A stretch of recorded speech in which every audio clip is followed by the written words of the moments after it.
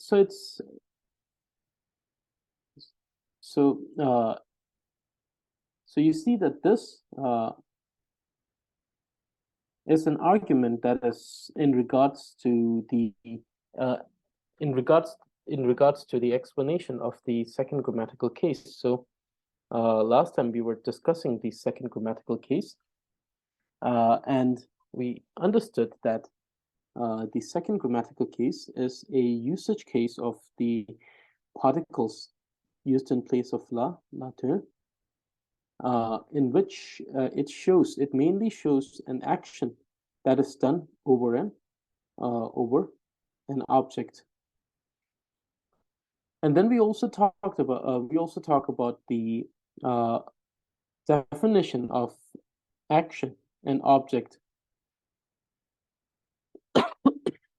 An object is simply something that is affected by. So it could be a position where an action is done, or it could also be something that is affected by that particular action. So therefore, this should be taken in consideration while we discuss the context of definition. So therefore, in the definition, we see that there are two words that needs more clarification, and the argument comes from one of those clarification. And we state that it's an action that is carried upon, or an action that is done over an object. It mainly shows that. So this type of usage case where but the thing is that it also has another way of understanding it. When we say it is shown mainly to be in such a way, we must also understand that it also gives us a inferential understanding that it only does that. So this is something that comes inferential from the understanding of mainly showing. So we must understand the two sides of the usage of a word. So when we say mainly, which in Tibetan is tso, we must also understand the other extent, which is tsam, which comes inferentially with the understanding of tso. So when it mainly shows an object done over or carried over an object, it also says that it shows only an action that is carried over an object. So this is more inferential from the understanding of the word so, which is mainly. Because when we say mainly, sometimes it may feel that there is a possibility that in a specific way, it may show something else. But that is not the case. When we say mainly, we must also understand the idea of it only shows. It could be perceived in that way too. So therefore, in some definitions, you may see the word some, which is similar to the definition by Siddha Rinpoche, by the commentary made on Siddha Rinpoche's commentary of the 30 by Dharmapada. So not exactly commentary, but a documentary. So it is when Siddha Rinpoche was giving discourse on the commentary of 30. The scholar Dharmapada, he was documenting it down. So it's called Situ Shelu. So in that text, the definition used the word some, because it focuses on only rather than mainly. But it doesn't mean that just because it's used, there is a usage of word some. It is merely a different way of understanding the perspective. To say it mainly shows this, or to say it only shows this. So in this context, we must understand that there is no other usage, or there's no other meaning that it shows other than this. And this is the reason why this argument that I have created here exists.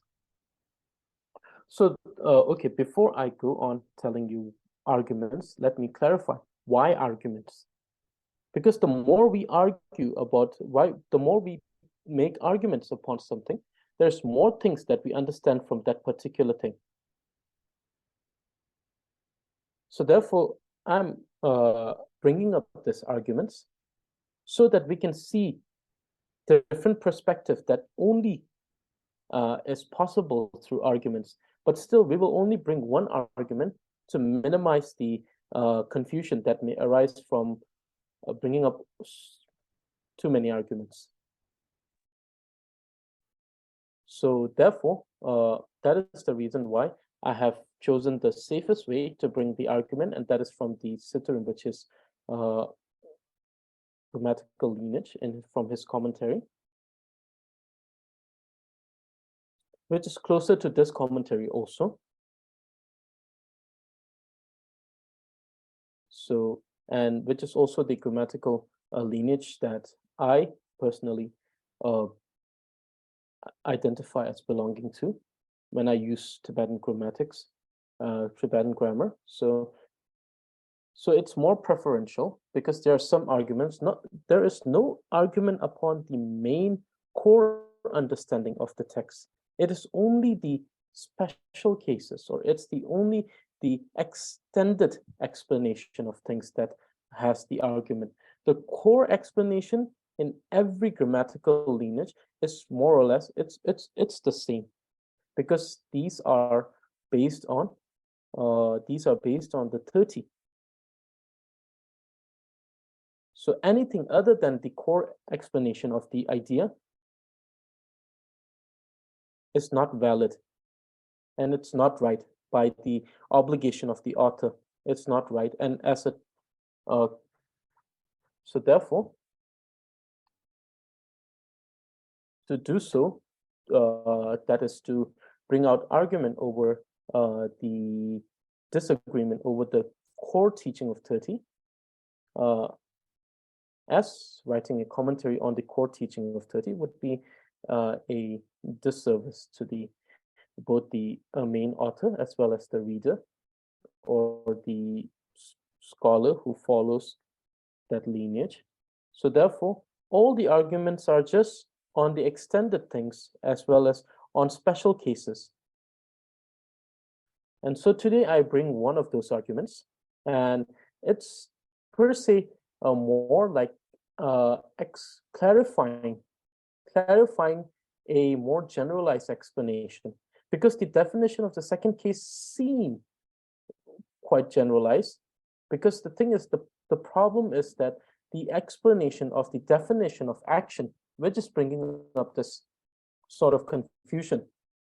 So yesterday, during the last class, we discussed the definition of we discussed about the definition of the action, right? And we talked about the definition. It's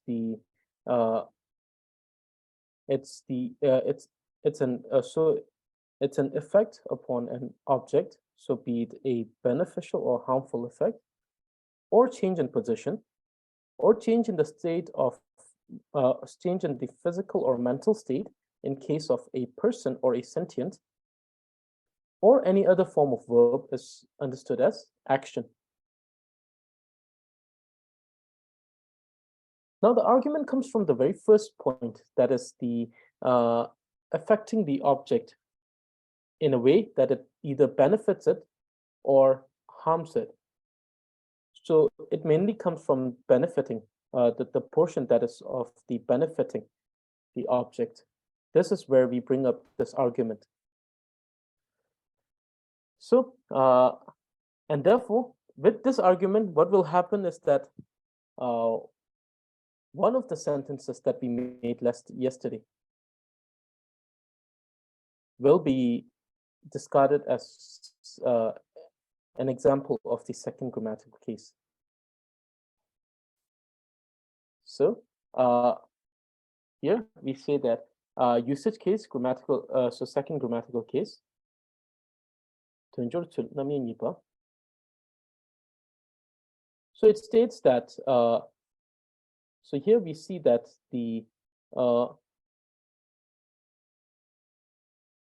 if it's a case where we are benefiting, even though benefiting and harming is an action, so so to benefit or to harm is an action. If a sentence has that, or if its sentence is showing a benefit or harm to something, which means that it is not, it doesn't mean that it is a sentence of second grammatical case. So penu here, so let me clarify some of the words here. Penu demba means to benefit or to harm. Benefiting or harming is penu demba. And rest of the words are quite apparent.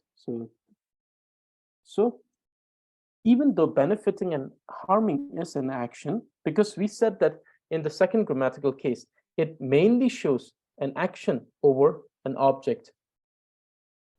But now we come to this understanding that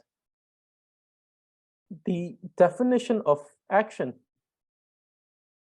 is very vast, or it's more vast in so therefore the thing is that some of the definition may be contradicting to the very meaning of the very definition of the second grammatical case. And though it is an argument, and definitely you can bring your own argument upon those if you don't agree with the argument itself. That is the beauty of argument, that you can disagree with it. And then further arguing on the disagreement will bring more understanding of why it should be or why it shouldn't be. So we will be introducing these type of argument as an element of learning. So it would be a class that our class would be a class where we not only take what's been taught, but we start questioning what has been taught. Sometimes bringing argument by myself, or sometimes the questions that are sent in the group, which are always appreciated. I always enjoy the questions that you send, but sometimes I may not be able to answer them directly, for which I apologize due to circumstances that may vary. So we accept that benefiting or harming someone or something, or harming an action, sometimes benefit could be done towards an action, and harming could be done towards an action too, or completion of an action, to be more precise. But simply because there is a mention, or there is the statement of a benefiting or harming something or someone, doesn't mean that it becomes a sentence of second grammatical case. Because what is our main commitment here? What is our commitment towards the second grammatical case? Our principal commitment, or our principal commitment to the definition, is that it mainly shows an action over an object. So it shows an action done over an object, right? So like you can see here, that to mainly show an action done over an object, that is the core or principal commitment towards the definition of the second grammatical case. So here we are using the definition that we have written in the previous class, that is to mainly show, so the word mainly, which in case of the commentary of Sutta Rinpoche, we see that the definition is using the word some rather than zo, which talks about only. So therefore, we are trying to understand the sentence in this context, but the word this mainly also has a other perspective, which means only. So it only shows an action over an object, that if it's a second grammatical case usage, it can only show an action over an object. And that is our principal commitment to the definition of the second grammatical case. This is what we consider to be the second grammatical case. Anything else, we will deny it to be a second grammatical case. So accepting this definition means that it is the principal commitment. So this is your principal commitment. As a person who is studying this text with these commentaries, your principal commitment is towards the second grammatical case is to identify any usage and then to say that this is a second grammatical case because it only shows, or it mainly shows, an action over an object. And by reference to this very definition, anything else, when I say anything else, that is the thing where the argument comes from. So the argument actually comes from this very definition. So we see that this definition is accepted. So de means to accept it, is accepted as the definition of this usage case of second grammatical case. Demin means other than that. Ngue means directly. So here I've used apparently, but we can say it directly. Or shuk means hidden or inferentially. So let me write this too, so that so these are some clarifications with the glossary, the terms that I'm using. So I feel that this is also an obligation of mine because I'm giving you the definitions. I should at least clarify the words I'm using. So apparently also you can also understand it as directly, and hidden as inferentially.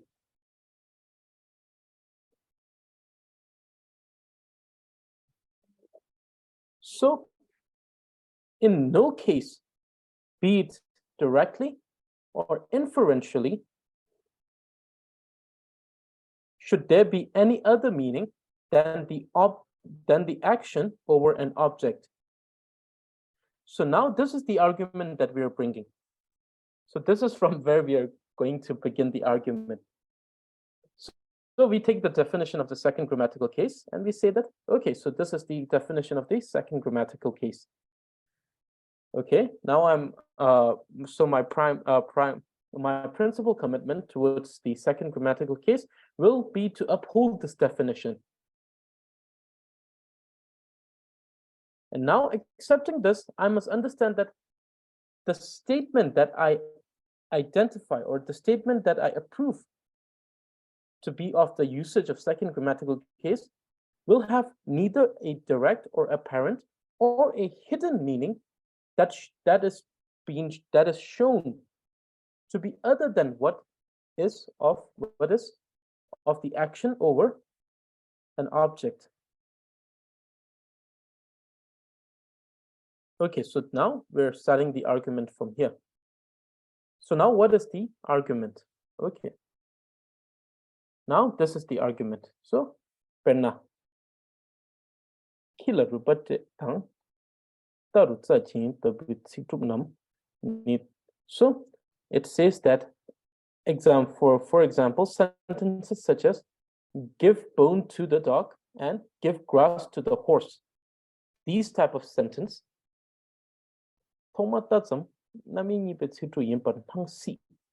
may seem like a usage case of second grammatical case, because we see that dog is the object, to give bone is the action, horse is the object, to give grass is the action. And then we may argue that, oh, here, this usage case, this particular sentence or this particular statement fulfills my definition of the second grammatical case. So it may seem like it is the usage case of some second grammatical case. Kanlasena kini chawe yutang rubatrabani chawa yimpar. So this is because it goes without saying. So this means goes without saying. So there's no need to say anything. So it goes without saying that dog is the object and to give bone is the action.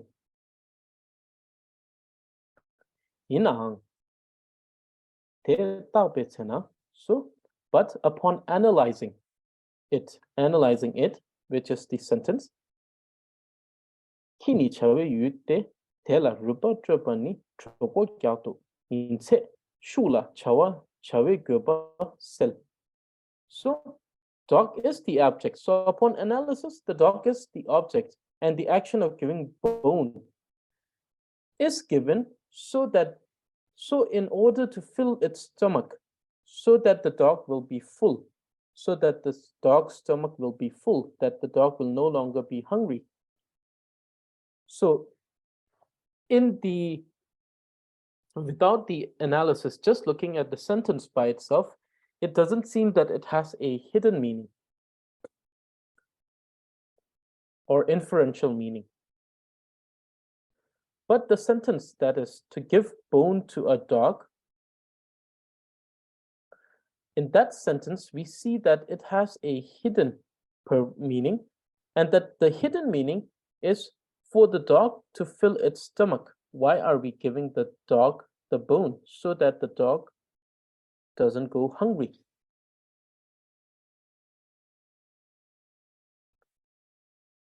So we see that in this, so thus it shows the hidden purpose of the action. So it shows the hidden purpose. Now the problem arises from here because it shows the hidden purpose, inferential purpose. Now the sentence not only tells us an action done over an object, but it also shows that the purpose of the action was to fill the dog's stomach. And therefore it goes against our principal commitment towards the second grammatical case usage, that is to mainly show an action done over an object, because now when we analyze the sentence, we see that it gives an understanding that, oh, the dog was given the bone. That's the dog was given the bone. But the very action of giving the bone was to benefit the dog. So here, also supporting this first statement that states that just because in a sentence we see that a benefit or harming is done towards something, doesn't mean that the sentence is of the second grammatical case. And so in this case, we understand that it isn't. And you may say, why it isn't? Because not only does it show an action over an object, it also has a hidden meaning, a hidden meaning, that is the purpose, the meaning that's hidden or inferred from this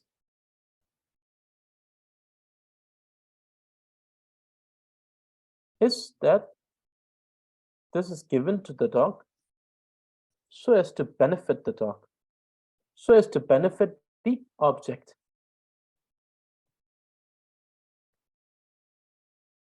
So let me finish this argument, and then after that, I will also ask a question that may arise if we consider this to be the case, and then I will answer that argument with one more argument that probably solves every argument regarding this argument. So therefore, we see that. So you see that now, because of this argument, we have understood that just because the action that states a benefit towards the object, and that the action is towards the object, it shows an action and an object, doesn't mean that it's a usage of the second grammatical case. Because our principal commitment told us, or principal commitment reminds us that, oh, not so fast, because you see this very argument that you have made contradicts with an example that you gave in the previous class, and the example I gave was Kila Drubpay. And this goes in contradiction to what we are discussing today. And that's not something that we must consider to be wrong, because it's with these arguments that we are affirming that it is wrong. Otherwise, just by looking at the sentence, we'll say, oh, it's not wrong.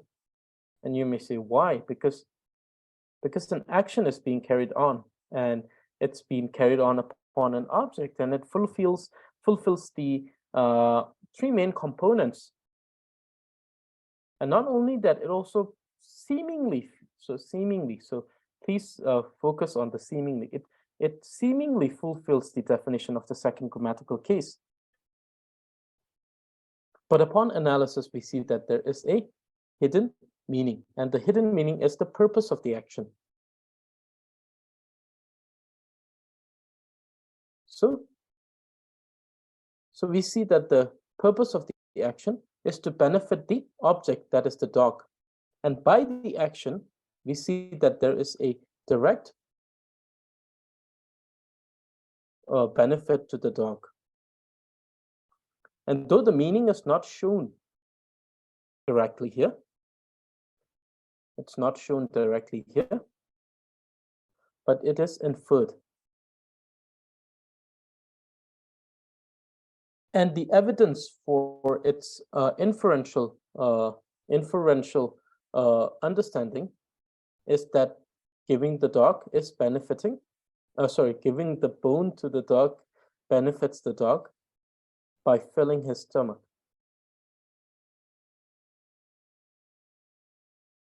Okay.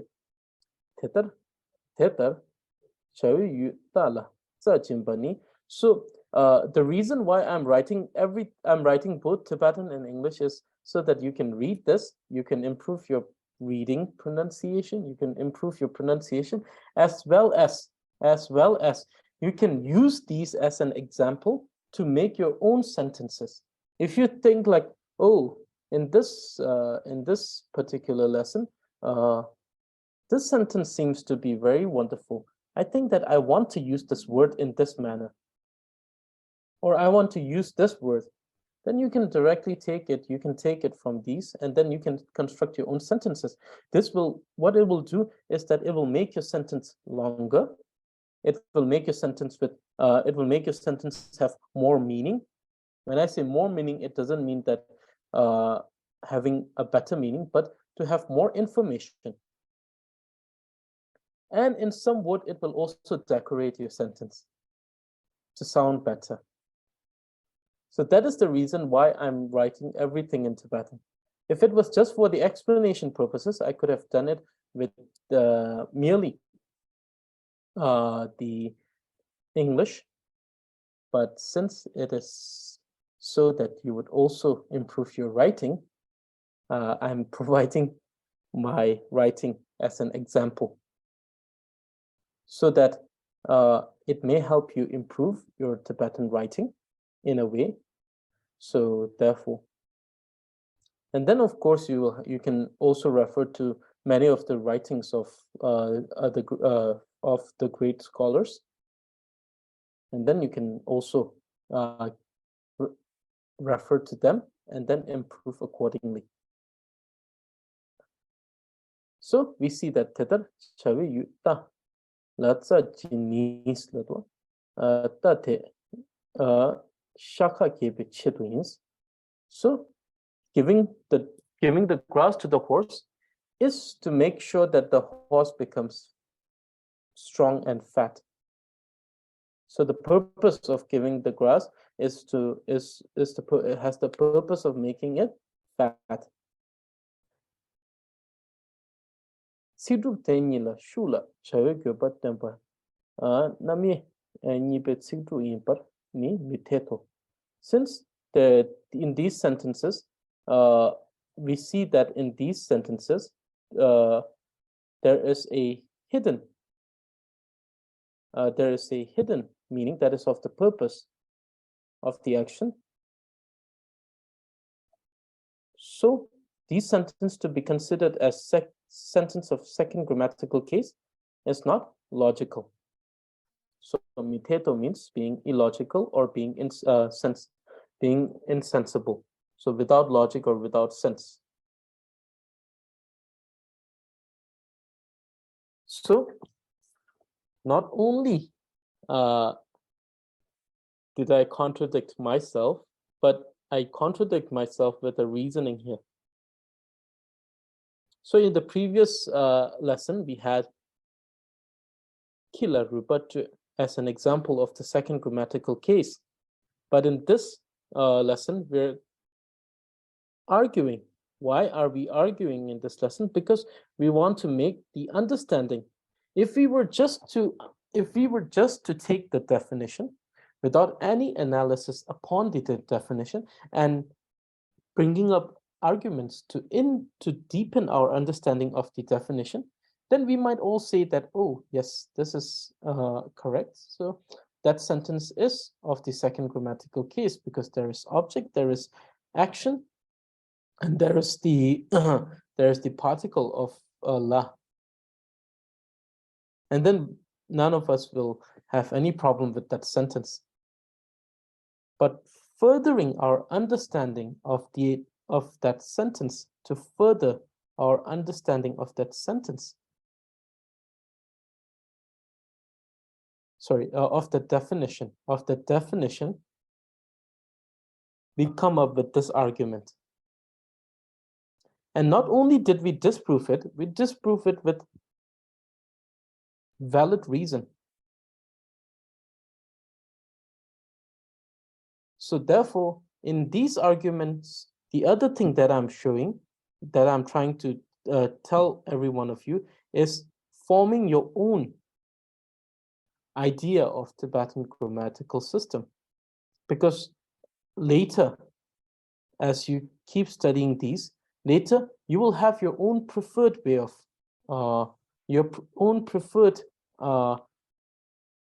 of accepting the Tibetan grammatical system.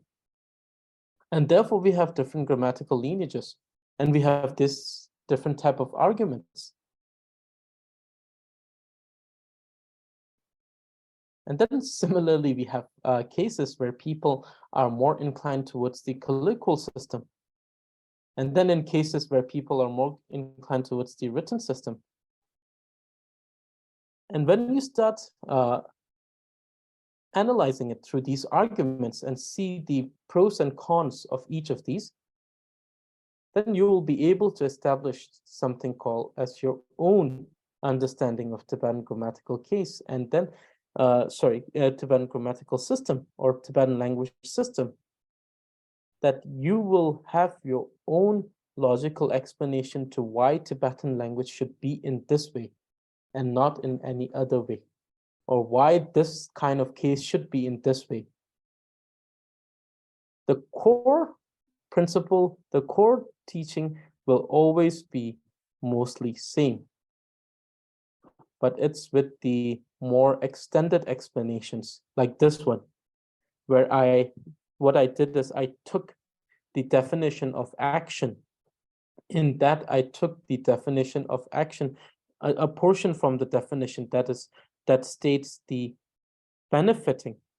And then upon this, I analyzed the definition of the second grammatical case, not only through the definition given in general, but also a definition from the commentary by Drubpay.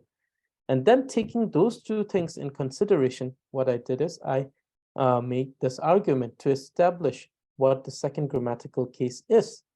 And now, by this, what happened is that we have cleared a doubt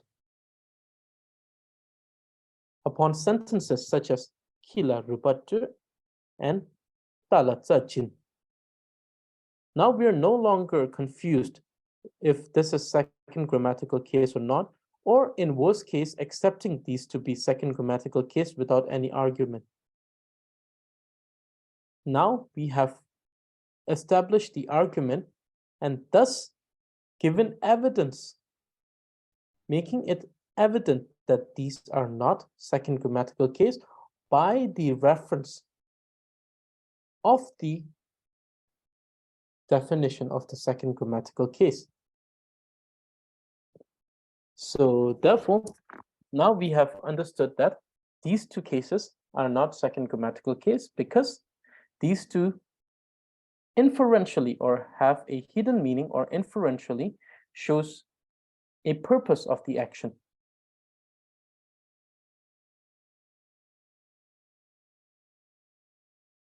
Now, the second argument that I was saying, then one may also argue that in that case, everyone has a purpose of doing an action. So shouldn't that mean that there's hidden purpose in every one of those? But the thing is that the purpose should be, so since I took the argument from the word benefit, so the purpose should be to benefit directly to the object. If we use sentence like nang tudro,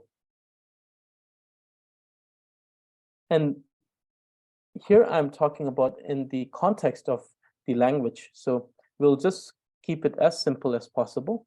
Nang tudro, the action of going to whom is just a change in the position of the subject, or it's an action directed towards something. That's the only thing. It's an action that is directed towards something, and that is the object. And in this case, we see that the action of going is directed towards whom, and there is no other meaning that is either inferential or stated directly.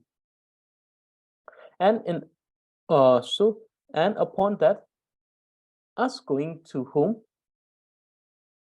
neither directly nor inferentially benefits the home or the house. So therefore, these type of sentence, though we miss, because definitely every action is done with a purpose. Until and about the we're talking about the non-conscious subject.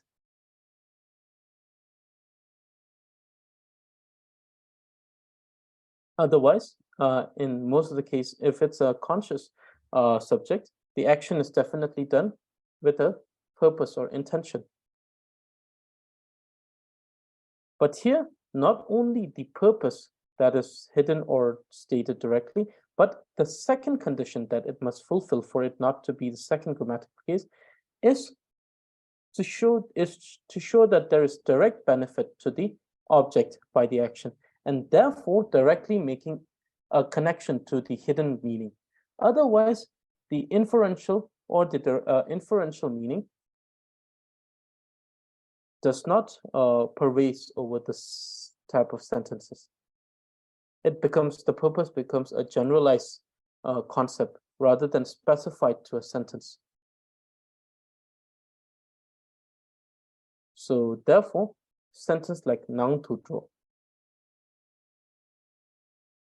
is a case usage of second grammatical case, despite of generalizing the idea that every action has a purpose.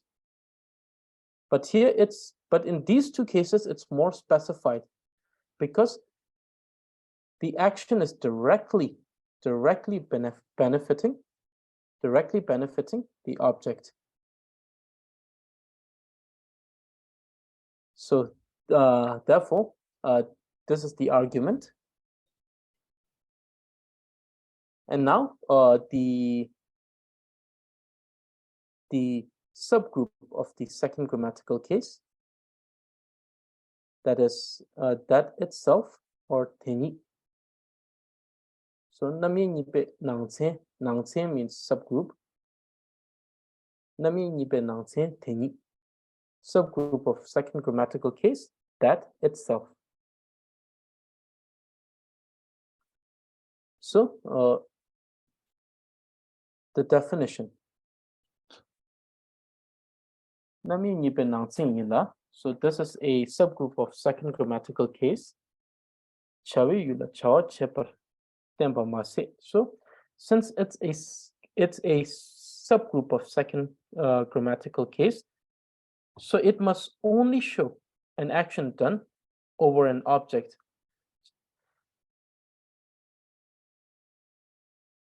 Now the only thing that we can think of is about the nature of the object and the action. So to state the nature of object and action. Chawa kanshi la tunki che jowe che jose yudang ngo jitu tempa. So to show that the action, so subgroup of a second grammatical case in which an action is shown to be done on an object, and the object and action are indistinguishable, and thus the name itself. The name itself comes because the object and the action are indistinguishable. Like for example, the effect of the object. So in more precise manner, to say that the effect of the object, sorry, the effect of the action and the object is indistinguishable. For example, when you say nang to go, we know that the action to go and the object home are two separate things.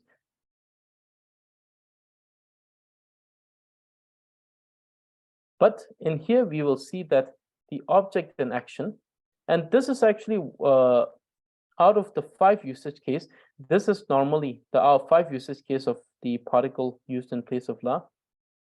This is usually the one that is the most difficult to understand.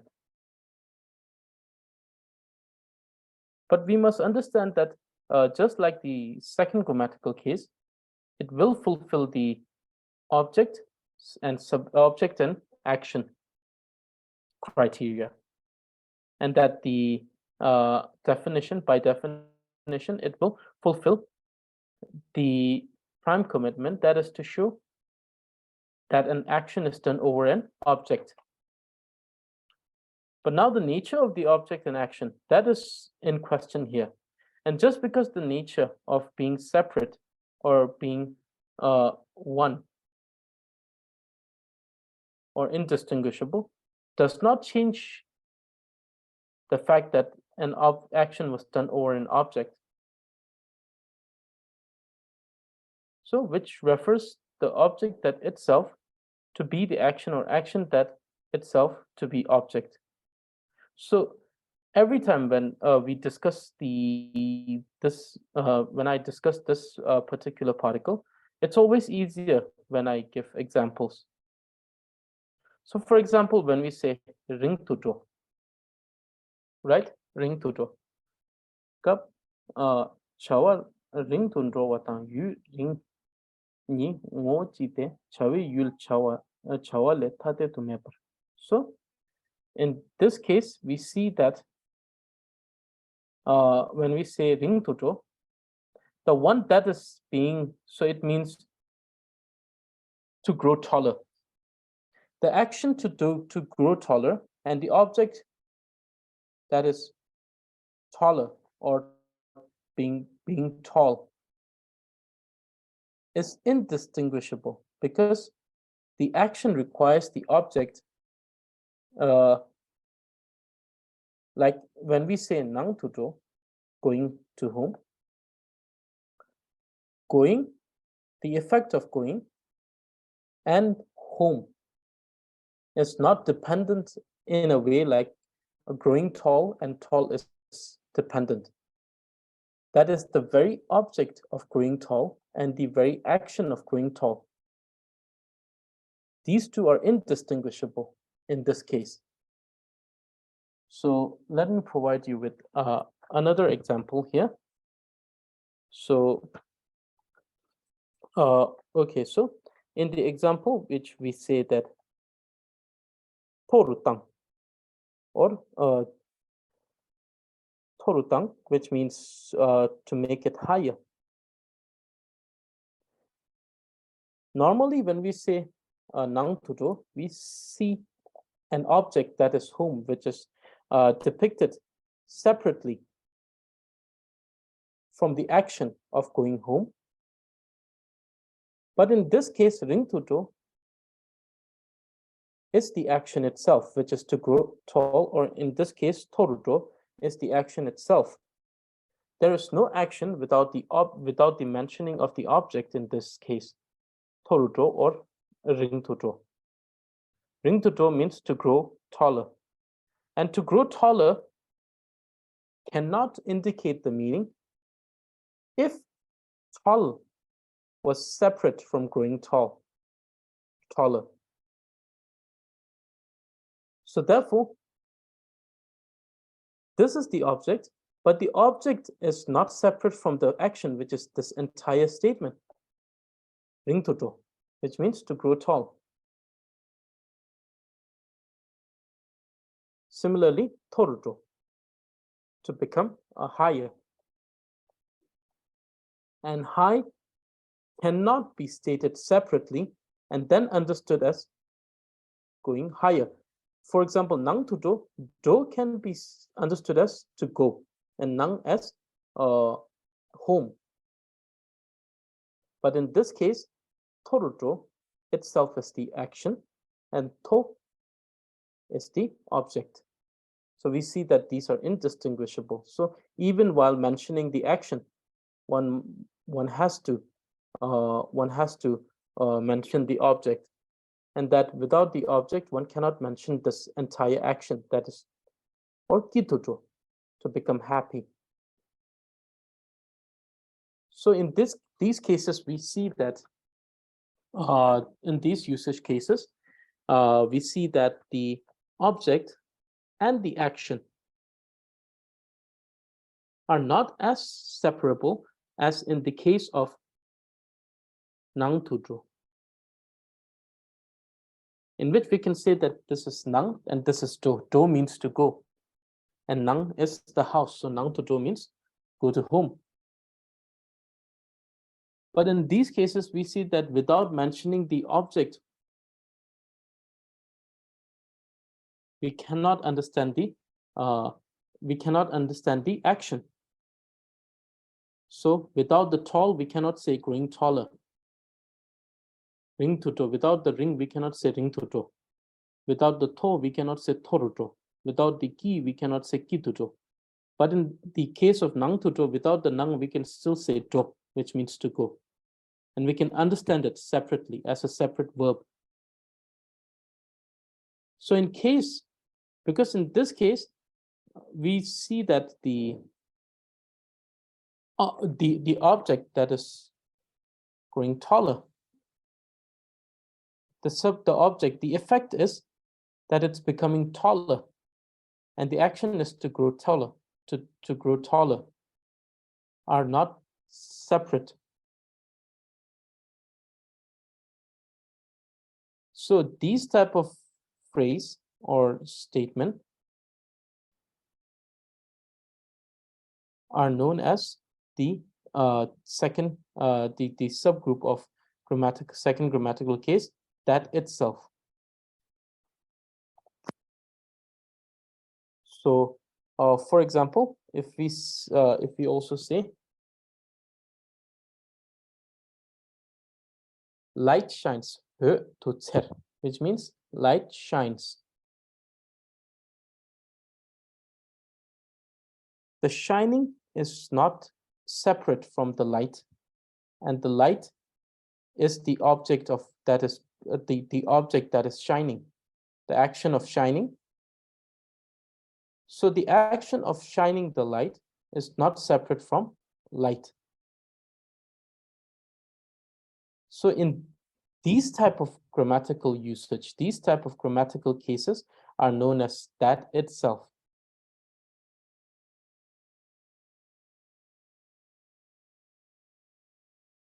So definitely, if you have questions regarding this, so please ask the questions. This is particularly the subgroup of the second grammatical case that seems to be quite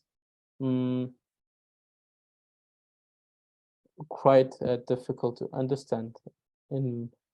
So out of the five, out of the other five are more the other four are more simpler to understand than this, because in those cases most of the things that needs to be separated are already depicted as a separate phenomena or a separate phenomena.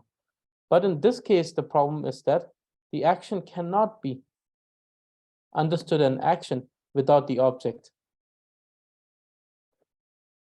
So this is the subgroup of second grammatical case.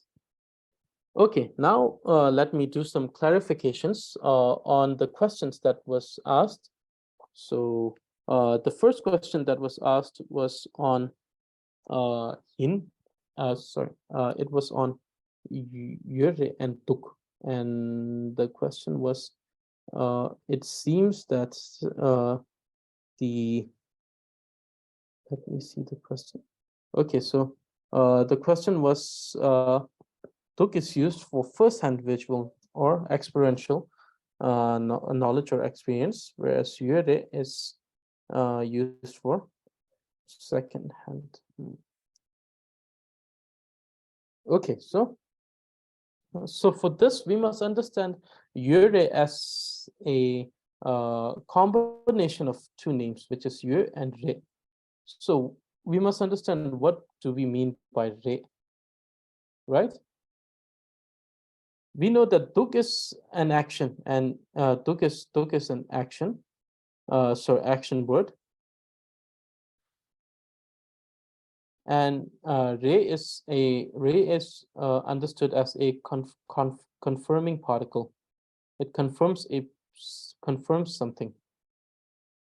Duk is an action word, so it's different from Re, but it does confirm a position or existence of something at somewhere.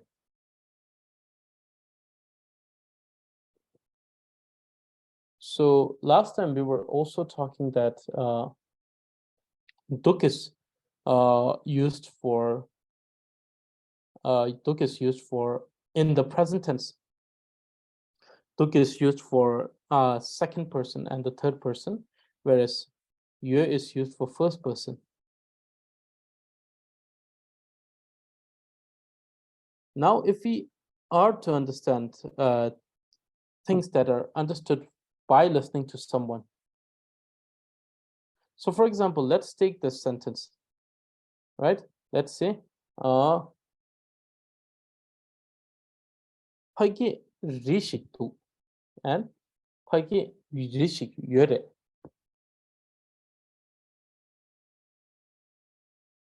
So when we consider this sentence, what do we understand? That when we say rishik tuk, so both of these are not presently confirming any. So tuk and ryure are not presently saying anything at this point. But when we say Page Rishi Tuk or Page Rishi Yore, Tuk is always, when we consider this, we always consider it as something that one has already experienced in that context. So when we say Page Rishi Tuk, that means that there is a mountain there. So one has already observed the mountain and thus saying that there is a mountain there, right? Whereas when we say göre, we may say like, oh, pagela rishi göre. Re is actually confirming something, that it confirms. So, so the thing is that the argument comes from my side, is saying that for me, it seems more or less like it is being of the same usage.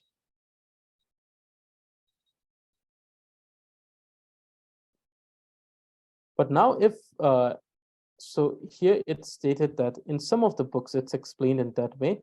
So in that case, we should analyze those examples. So if you also have the examples in which they have stated it in that way, if you would send it, then we will further argue on this.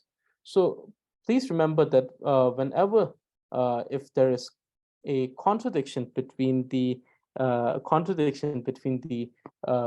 explanation between mine and other, I will always try to provide argument. And then if the statement in the other book seems to be more relevant, even after the argument, then we accept that. But until then, we will have to argue it, because we have a conflict in accepting, conflict in the concept. We have we have the difference in the concept. For me, both of these usage is similar as to be used with the second person.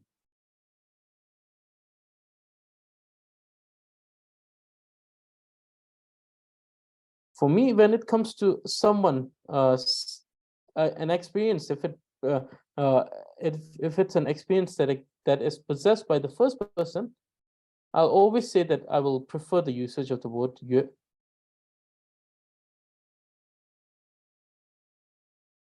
In context of some, if it is used as a context in which it is understood as experience of, so referring it as a experience of the first person, then I will always prefer the usage of "je," because it is by the definition of the word that is used with the first person.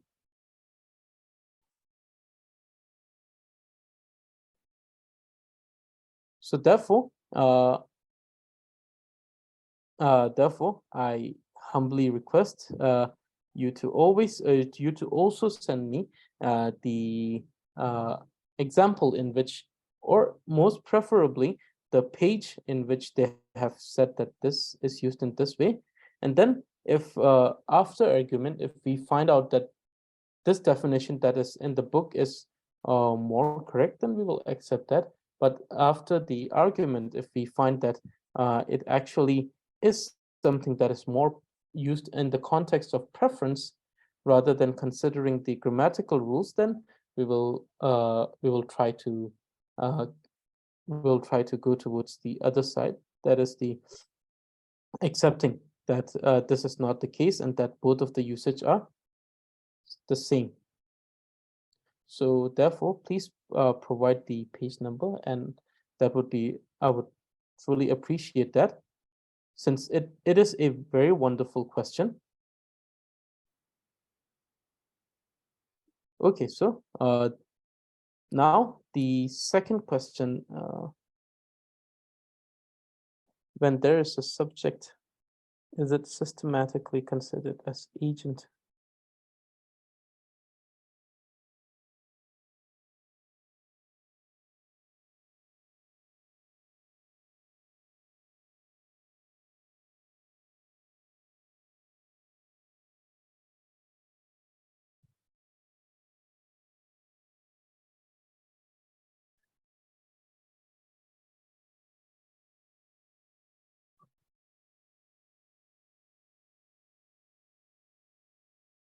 Okay, so let's consider this sentence.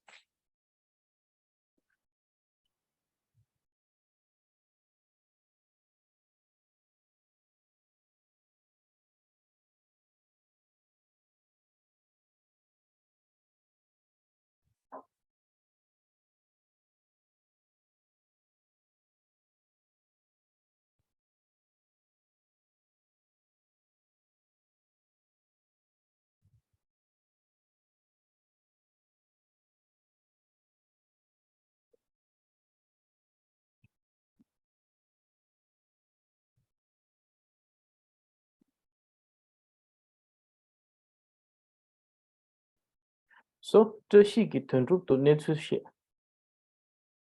which means Dorje told all of the things to netsu, means the news or the case. So Dorje said all of the case or all of the things to tenrup. So you want to say if this is the sentence of the second or the third grammatical case, right? So this entire sentence is of the third grammatical case because the this tenrup to netsu, this is just a small part of the sentence. The actual meaning of the sentence that the sentence wants to convey is Dorje said something. And this is the object. This entire thing becomes the object towards which Dorje said it. So therefore, let me do something. So let me just color it differently so that we will understand. So the green portion, please consider all of this as the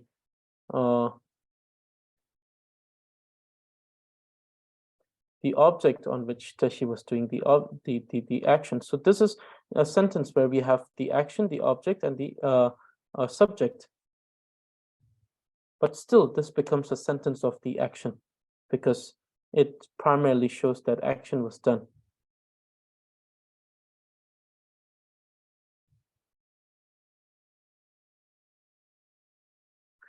But now let me provide another example. So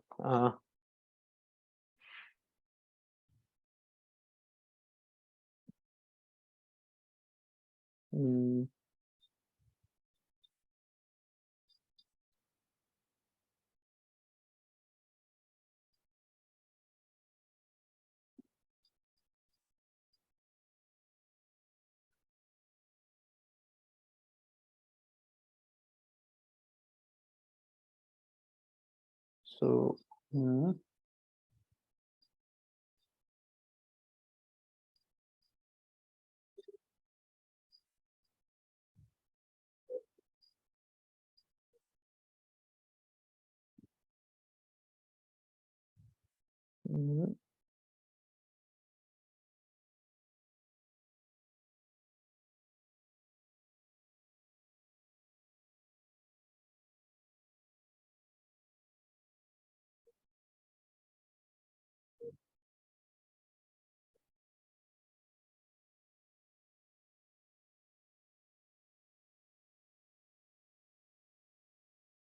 so tenrup ki chepe hike ru chor.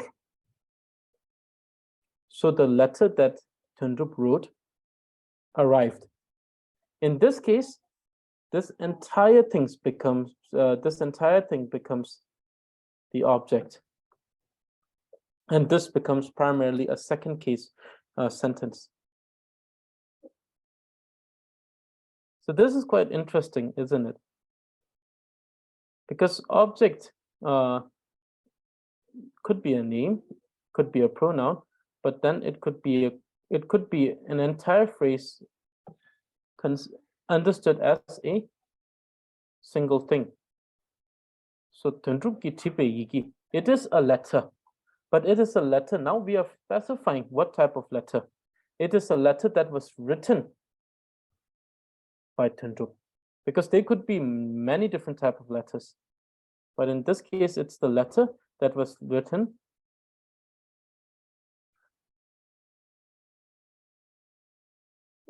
by Tenrup. So the letter that received is the letter that was written by Tenrup. So this primarily becomes a second grammatical case sentence. And please, if you have questions or any other questions or anything that regarding this, because these are things that are quite confusing, isn't it? I mean, it seems that some of these things that I'm saying seems to be quite new. But understand that most of the things that I'm saying are with reference to the text as well as analysis on these things. So therefore, there is the reason why I'm bringing up the arguments so that you can also analyze these things, and then you can also understand these things in depth. So therefore, the above sentence, that is, 这是个吞入度内出写, in this 吞入度内出 is a usage of second grammatical case, but this entire thing acts as an object for the sentence that is primarily focused on action and subject. But here, in the second case, we see that this becomes third usage of third grammatical case. But in this sentence, in this context, we understand it as an object to the usage of second grammatical case.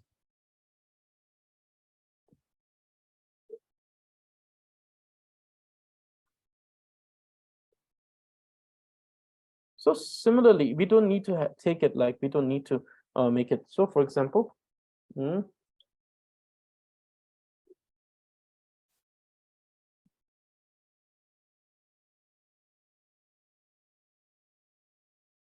강배고 rusung.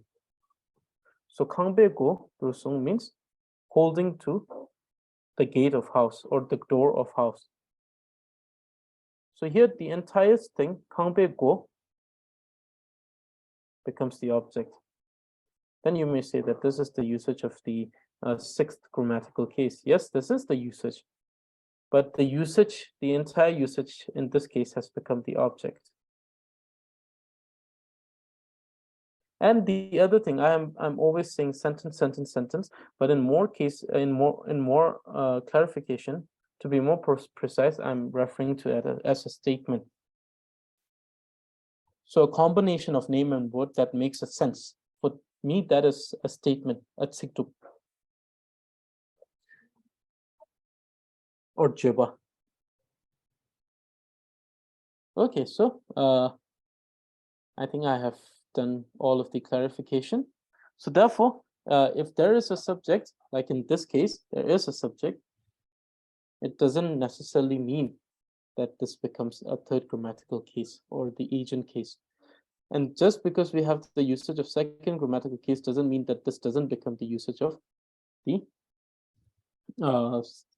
agent case or the third grammatical case. Okay, so this is the clarification of the question. I hope that I was able to clarify it as much as possible. And I hope that you'll have more questions for me in regarding to this. Okay, so this is the lesson for today, including the clarifications and everything. And so the answers for the assignment was already sent in the group by Petuniela. So these are all correct answers. So you can refer to them to see if the previous assignment that you did was correct or not. Or if you want me to check it, you can send it to me also. And for the past few days, the correction has been like a little late. So therefore, I'll try to finish them as soon as you send me the corrections. But for some reasons, sometimes I might be delayed, and for that, I apologize. But in most of the cases, I'll try to correct it. And if there are any assignments that you have sent me and I have not corrected, please remind me. You see, I'm a very forgetful person, so please remind me again. So therefore, I could just look, and then I could check those for you, and that I could give the corrections, because some of you are most of you are writing very good sentence with just only minor incorrect minor mistakes. And when you correct those minor mistakes, most of you are making very wonderful sentences. wonderful in context of meaning as well as in the context of structure. But yes, you can add more to make it more beautiful. It can always be improved. But otherwise, most of the sentences that you send me for correction as assignment are very wonderful. And if you keep on paying attention on the corrections I made, those minor corrections, definitely it becomes a very good sentence. Lasso. So this is for the lesson. So do we have anyone who? So first we'll just find it tough to fill in the blanks with correct connected part. Okay, so that one. Would you like me to go with the assignment for the? So for that, the best thing is that to read that verse from the Tree of Excellent Speech. Sura rutu nalatu nato number doing that nami nishitum bateni segam sasu kaba tractor tu ngata nama ralatu adatame ratang ru. If you repeat that while you are doing, like, I know that for the first few times it takes a little time, but when you have it memorized, trust me, it goes very fast. Whenever I was doing it, when I was first learning it, I was repeating that verse again and again. For many weeks, I couldn't even memorize it. I had to look back in the book and then check, look back at the book and check. But then it came to me, and then when it came to me, then I was always reciting it. I was saying, oh, oh, this is na so tu. And then oh, it's ha so ra or ru. So in that case, I practiced and practiced, and then it became easier.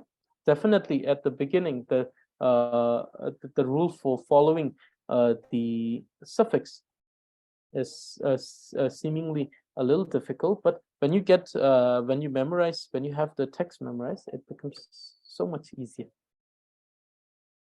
So therefore, you can do that, or if you would like, I could just go through the fill in the blanks here. If okay, so fill in the blanks, the assignment.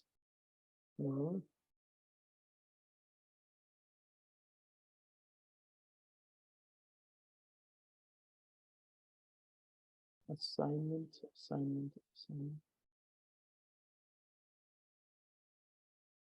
Okay, perfect. So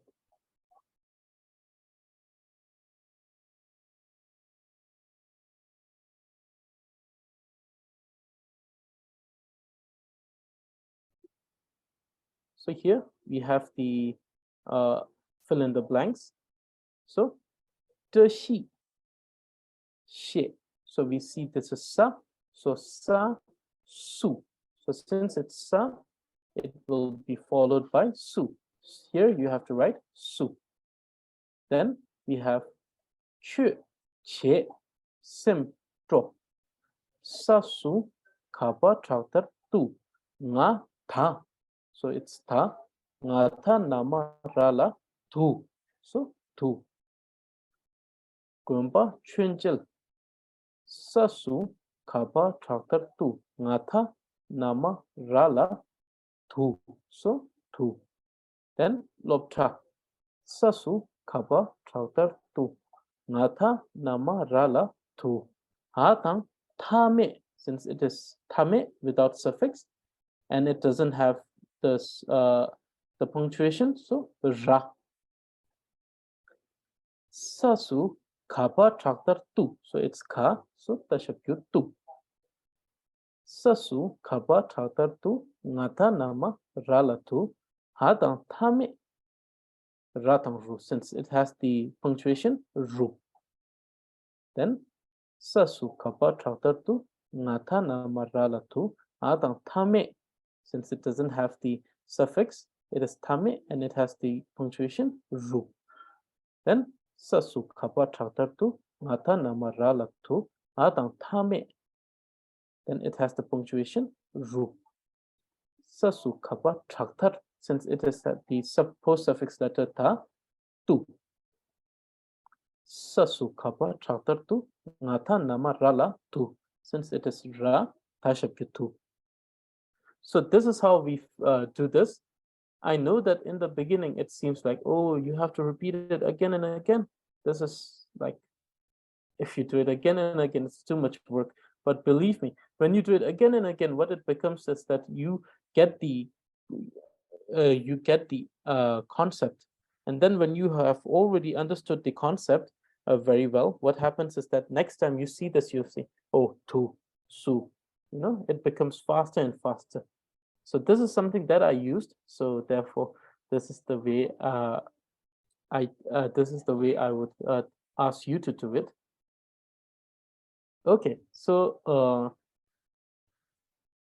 Lasso. So today, who wants to read? So I'm going to give it out to volunteer. Who wants to read? Anyone can read now, because everyone has already read. Does anyone want to read?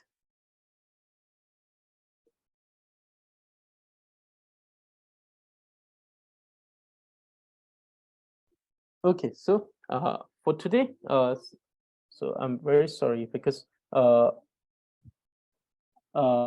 today we will have to skip the reading part of memorization.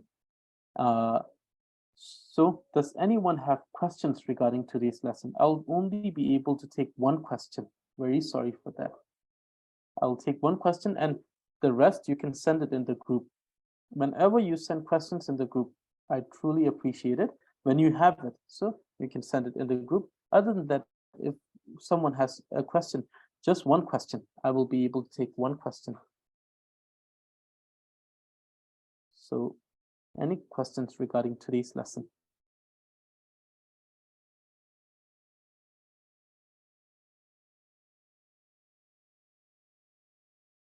So how to distinguish a hidden reason in a sentence. So how to understand. Okay, so so in general case, every action has a purpose, right? So the hidden reason. So you say hidden reason. So if we consider as a purpose, so we see that every action has a purpose in general. But we're not considering that in this case.